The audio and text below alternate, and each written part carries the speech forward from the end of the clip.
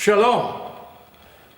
Welcome to Ashford's Holocaust Memorial Day event, Yom HaShoah. I, Reverend John Emmett, the Mayor's Chaplain, will be conducting today's ceremony, and I am pleased to be joined by the portfolio holder and Deputy for Culture, Tourism and Leisure, Councillor Matthew Forrest and Councillor Jenny Webb, who are at various locations across the Ashford Borough. We're pleased that you're able to join us to learn about Holocaust Memorial Day, remember those who were murdered, and reflect on how we can take action to create a better future together. We hope you will find this event moving, informative and engaging, and that it will inspire you to take action for a safer future. At the end of today's event, we hope you will be able to join us in lighting a candle and observing a minute's silence in memory of all those who were murdered in the Holocaust and subsequent genocides.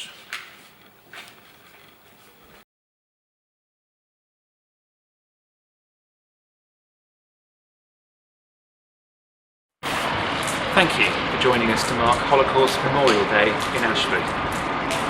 Holocaust Memorial Day is the International Day of the 27th of January to remember the 6 million Jews murdered during the Holocaust, alongside the millions of other people killed under Nazi persecution and in subsequent genocides. The theme for Holocaust Memorial Day 2021 is Be the Light in the Darkness. It encourages everyone to reflect on the depths that humanity can sink to, but it also the ways that individuals and communities resisted that darkness to be the light before, during and after genocide. Sadly, the Holocaust is a stark reminder of what happens when communities do not speak out against the darkness.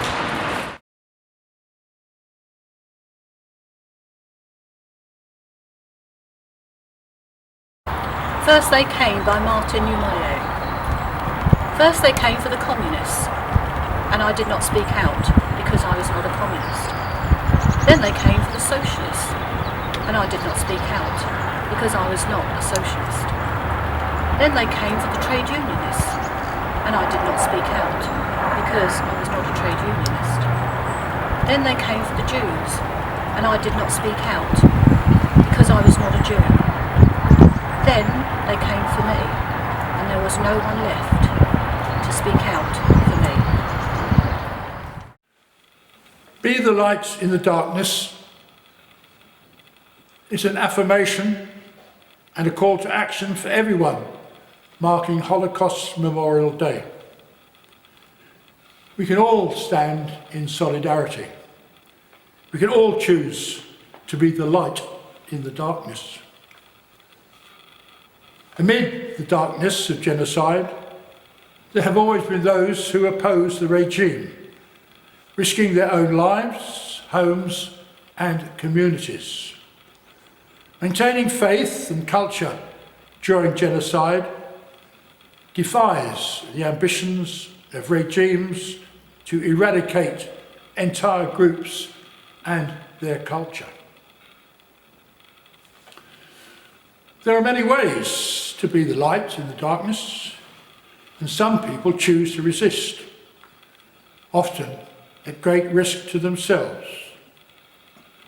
The White Rose movement in Nazi Germany, whose leaders were executed after their capture in 1943, distributed leaflets calling for resistance to the regime.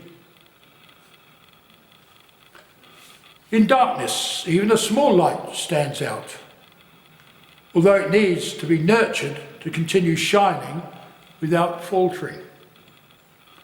One light alone is vulnerable, but many lights together are too strong to be extinguished. Together, they can dispel darkness completely. Light is not something we can easily keep to ourselves, and when we share it with others, others benefit. Light can come from many different sources. Everyone has different talents and capabilities. But what is most important is the commitment we all make to do our best to stand up for those who are suffering and to confront hate, fear and prejudice whenever we encounter it. Despite the horrors of the Holocaust, we know that genocides have taken place since. In Cambodia, after years of guerrilla warfare, radical Communist Party Khmer Rouge, under their leader Pol Pot, seized power in April 1975. They ruthlessly imposed an extremist program to remove social classes and Western influences. The population was made to work as labourers in one huge federation of collective farms. The inhabitants of towns and cities were forced to leave, and anyone who refused or did not leave quickly enough were murdered. Ethnic minority groups were also targeted, and religion was outlawed. All political and civil rights were abolished. Factories, schools, universities and hospitals were shut down. Lawyers, doctors, teachers, engineers, scientists and professional people in any field were murdered. It was possible to be shot for knowing a foreign language, for wearing glasses, for laughing or even crying. Civilian deaths in this period have been estimated at well over 2 million people. In Rwanda, within 100 days, approximately 1 million Tutsis and moderate Hutus were murdered in the genocide in Rwanda. On the 6th of April 1994, the plane carrying Rwanda's president was shot down. Extremist Hutu leaders accused Tutsis of killing the president, and Hutu civilians were told by radio and by word of mouth that it was their duty to wipe out the Tutsis. Despite its colossal scale, this genocide was carried out almost entirely by hand, using machetes and clubs. The men who had been trained to massacre were members of civilian death squads. The state provided support and organisation. Politicians, officials, intellectuals and professional soldiers incited the killers to do their work. Local officials assisted in rounding up victims and making suitable places available for slaughter. Tutsis were killed in their thousands, and frequently the killers were people they knew. Neighbours, workmates, former friends, and sometimes even relatives who were married. In Bosnia in 1992, as Yugoslavia disintegrated, the Bosnian government declared independence. This was resisted by the Bosnian Serb population, who saw their future as part of the Greater Serbia. In an attempt for political domination, the Bosnian Serb forces conducted a campaign of ethnic cleansing. Muslims and Croats were forced from their homes and either detained in concentration camps or were murdered. In July 1995, Bosnian Serb troops and paramilitaries descended on the town of Srebrenica. The area had been declared a safe zone by the United Nations, but this did not deter the Bosnian Serb troops from forcing the women and children onto trucks and buses and separating the males to be killed. Around 8,000 Muslim men and boys were murdered in Srebrenica. Their bodies were bulldozed into mass graves and concealed. The genocide at Srebrenica is the largest incident of mass murder in Europe since World War II. Darfur is a region in the west of Sudan, bordering Chad, in northeast Africa.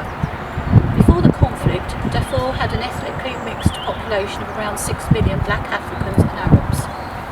In 2003, a civil war began in the region between black African farmers and the lighter-skinned nomadic Arab population. The Sudanese government has supported Arab militants, who have destroyed hundreds of villages and murdered thousands of people. These atrocities have been condemned as genocide by the International Criminal Court and several governments around the world. This civil war has led to the deaths of between 200,000 and 400,000 civilians, although estimates vary greatly, and this figure could be much higher. Up to 2.6 million people are still displaced in Darfur. They have been forced to flee their homes to makeshift refugee camps. Holocaust Memorial Day presents an opportunity when people from all backgrounds come together to learn from the past and create a better future. It serves as a reminder that all of us not only have the ability to resist the forces of hatred, we have a responsibility to do so. That includes everyone who has joined us today, and is why we're asking each one of you to be a light in the darkness. I now invite you to join me in lighting a candle.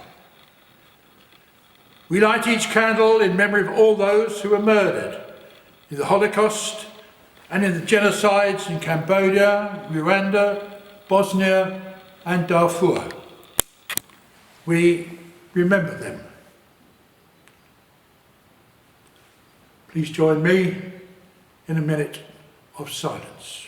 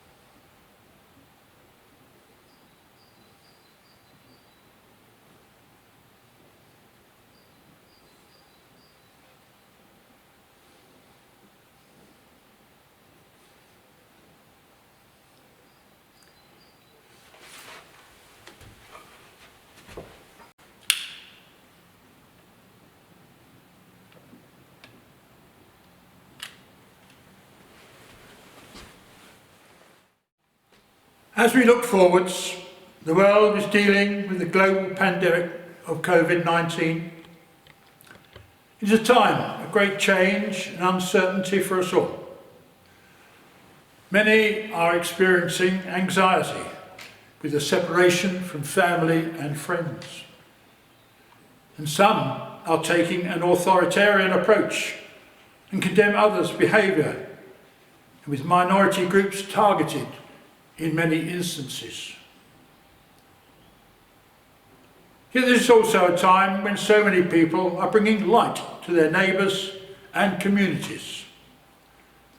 Within days, 750,000 people signed up to volunteer for the NHS. In every corner of the country, mutual aid community groups, charities and neighbourhoods have joined together to provide help to their neighbours and communities, a beacon of hope in darkness. Holocaust Memorial Day enables us to remember for a purpose. It gives us the responsibility to work for a safer, better future for everyone. Everyone can step up and use their talents to tackle prejudice, discrimination and intolerance wherever we encounter them.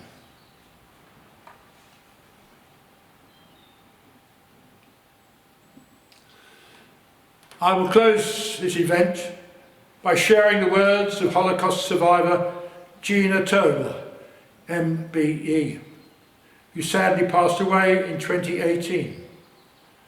Gina said, "We will continue to do our bit for as long as we can, secure in the knowledge that others will continue to light a candle long after us."